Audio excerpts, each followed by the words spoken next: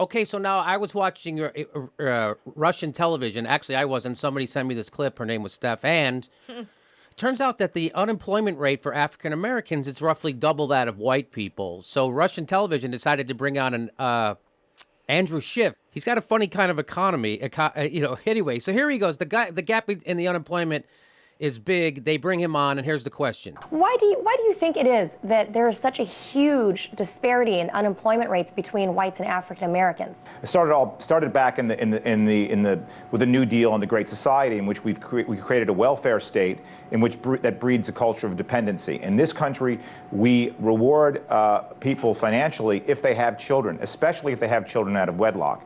And of course, the rates of birth out of wedlock, particularly in the black community, have gone up, 10 times in the past 50 years. So he's saying the problem is if we reward people financially if they have children. That's a good point, economist Schiff. So are you going to be the brave crusader who demands that all tax breaks be eradicated for people with children? If that's your plan, I know plenty of white suburban soccer moms who are willing to bust a cap in your ass right now. Okay? Okay, so he goes out. He's got a couple of more stupid things to say. Vast majority, 80, 90, I'm not sure of the figure exactly, of young black children are born out of wedlock, where they typically drop out of school. They have no discipline at home. They drop out of school, the black kids, they drop typically. This is the typical thing. They drop out of school, and then they have no discipline at home. I'm guessing this guy has never been to the black community. Or even driven past Adrian Peterson's house to see what kind of discipline goes on in the black community. Okay? There's some strict shit going on there. Yes, that's some pretty strict stuff. And, he's still able to present his case, even though he doesn't have any data to substantiate it. Yes, no, and he says that. He goes, you're not sure of the data. I'm not sure of the data. I'm just going to make up something that sounds horrible. Okay, so he goes on. He's got more to say. So he's going to tell us right now, who's really responsible for the unemployment rate of blacks being twice as high as whites? He's going to tell us right now. So then they're failed after that's the dependency. They're failed by a horrific public education establishment run by the teachers union, which does not have the interests of children really at heart. They have the interests of teachers, and they're in the process of squelching all alternative options to get a good education. So. Yes, it's the teachers. They're causing the unemployment after the kids get born into welfare and then they have no discipline. Then they go to school and then the teachers don't teach them good enough. I knew it. It's not crony capitalism. It's not a rigged tax system that rewards corporations for sending jobs to third world countries. It's not a criminal justice system designed to criminalize young black men at a much higher rate than whites, which marks them unemployable for life. No, it's the teachers who go into the inner city and devote their life to educating poor children. Those are the rotten motherfuckers who are causing the unemployment rate in the inner city. They don't want to help kids. They got that teaching job so they could scam kids. If you had the interests of teachers at heart, you would also have the interests of children at heart. Because guess what? Teachers want smaller class sizes to increase individual student guidance. And what Schiff says is, not with my kid, you lazy teacher. And Jimmy,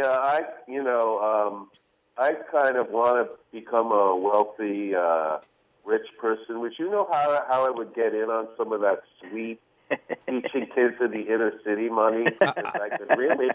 You got to know somebody. It's all rigged. Okay, so this guy. Yeah. So it gets worse. He goes on. These young black men, boys, they drop out of school. Then they're all of their idols and their role models are people that glorify the gangster culture. Maybe they're athletes, maybe they're entertainers, but it's considered to be not cool among many African Americans to adopt a quote unquote white culture, which involves, working hard and studying and graduating and speaking. Yeah, so the black mothers are lazy moochers who would rather take welfare than work, and the teachers are greedy jerks who put themselves before the kids.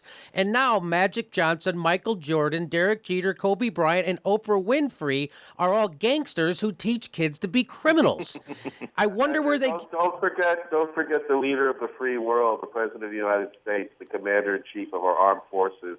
that lazy, shiftless bum, Barack Obama. Yes, I forgot about that. That's He right. comes from a single-parent household. Single right? parent So, household. That's right. He was brought up by lazy teachers. Oh, by the way, Jimmy, I don't know if you knew that the last sentence he said was actually scientifically proven that you can't say anything more racist than what he just said. It has been scientifically proven. I like how he said that they have the gangster culture. The blacks have the Yeah. gangster culture. And, because I know that black kids always get corrupted whenever they see Wayne Brady hosting Let's Make a Deal. yes. Yes. And where did they get this gangster culture from? Where did they get those ideas in the black culture to be gangster culture? I don't know. I was thinking about this the other night when I was watching Martin Scorsese's Goodfellas. Yeah. And I started wondering where all the gangster glorification is coming from in this country, Frank.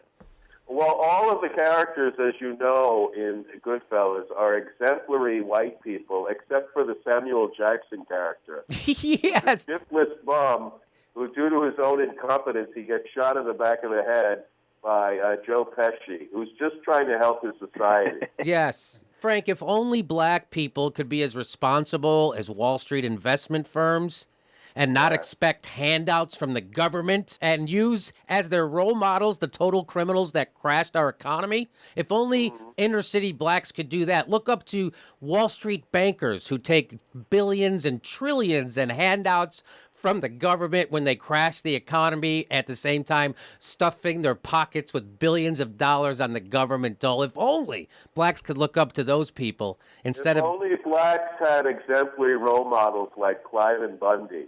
Yeah, yes. And we all know there's no white people on welfare either, even though they're the majority of people on welfare are white. So there's more. So wait, is there a curious example of corporations not wanting to hire people? Here we go. So okay. Why don't corporations hire black people? Now, I've been working in the corporate America for close to 30 years, and so it's been in the Northeast, but I've never really worked in the South. Worked in California, and I've worked in New York, and certainly no company I've ever worked for, and I've worked for many, many big companies, we were always falling over backwards to find qualified black applicants for any position we might have had. The question is finding them. It's not easy.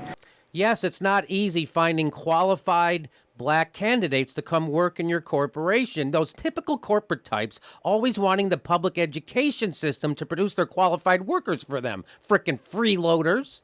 Yes. Yes. That's an important point because corporate types, they always complain that they can't find qualified workers for their little niche jobs. They never take the initiative themselves to go out to the inner cities, to create scholarship programs, to tell students the type of jobs that they want and the type of skills that they need, and there will be this kind of job waiting for you afterwards. So these corporations, they're lazy, free riders, always expecting the public system to do all the work for them. It's a great point, Mark. And you also know, he makes a good point though. Corporations would love, their thing that they love more than anything is hiring black people. And they bend over backwards trying to hire them. But according to Schiff, he just can't find any black people who are smart enough to work alongside white people. That's what he They want said. to bend over backwards, but they actually suffer from sciatica, so they aren't able to manage it. None of the black people they want to hire are qualified enough to be white. But wait. And also, Yes. You know what? I'll make one other point is that he talks about that he's worked at a lot of big corporations. I mean, who is he to talk? He can't even keep a job. I just noticed that Andrew Schiff seems to really understand the subtle nuances of poverty. Oh, if there's anybody who understands the black culture, who's an expert, it's got to be a guy named Andrew Schiff, okay? He certainly understands the nuances of corporate racism. Yeah. Spelling it out. He said at the beginning, he said that income disparity began in the New Deal. Yeah, before that, there was perfect income equality between black people and white people. Yes, everyone. It was only when Roosevelt started the New Deal that it started to all go bad for black people. Yeah, you remember how everything went downhill after the New Deal? Remember that? How we had state... I mean, when we shipped slaves over from Africa, when they got here, they had guaranteed jobs.